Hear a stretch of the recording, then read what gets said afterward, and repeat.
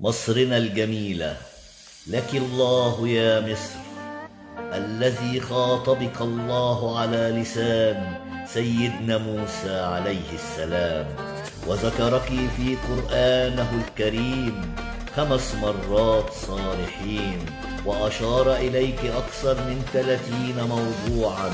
فهي مصر التي ذكرها الله أكثر من مكة المكرمة، فهي بها خير جنود الأرض هم المصريين، وأجمل وأطهر نساء العالمين، فهي أم العرب أجمعين، هاجر مراد سيدنا إبراهيم عليه الصلاة والسلام.